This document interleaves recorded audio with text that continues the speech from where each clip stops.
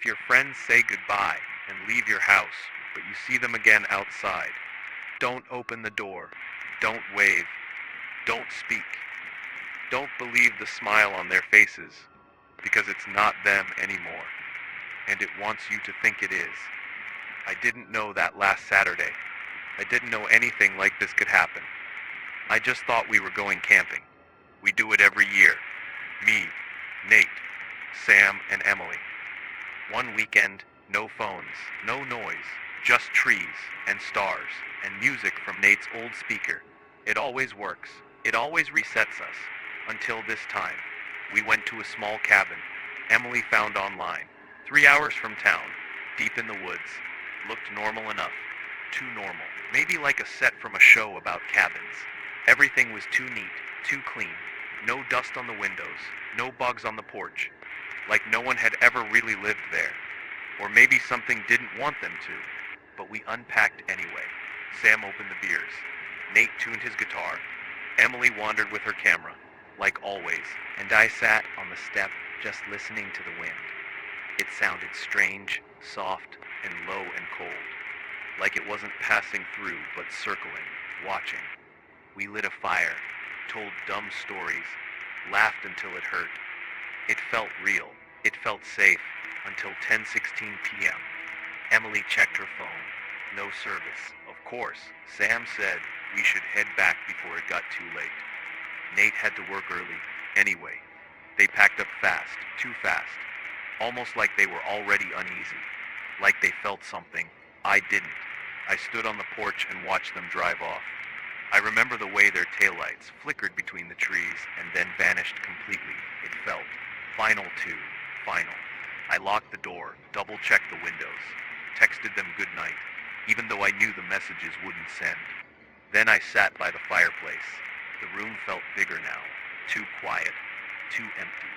I read the same page of my book 7 times and didn't remember a word.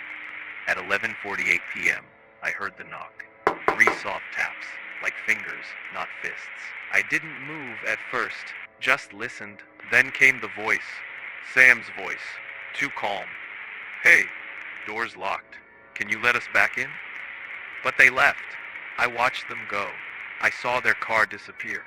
So how could he be here? Another knock, longer this time. Then Nate's voice, cheerful.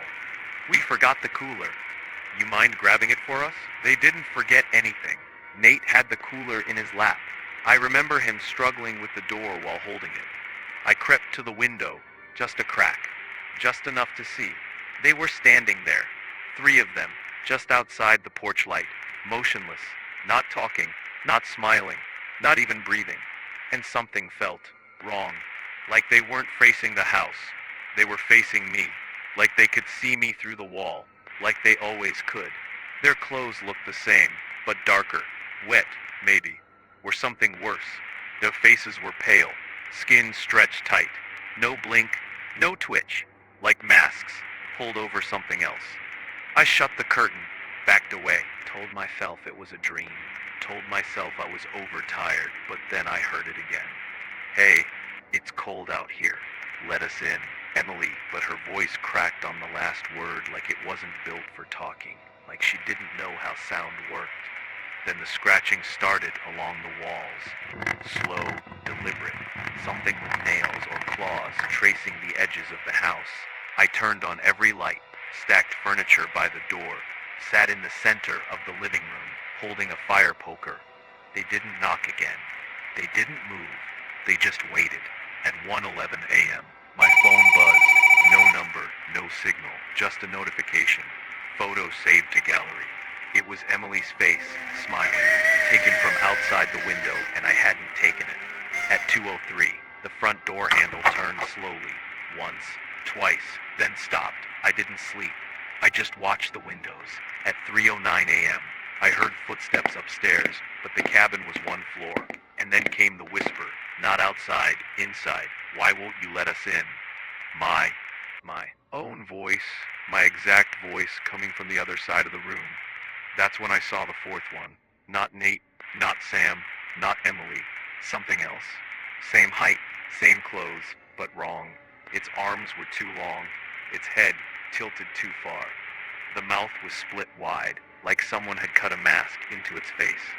The smile was twitching, adjusting like it was learning how to look happy. It raised its hand and waved.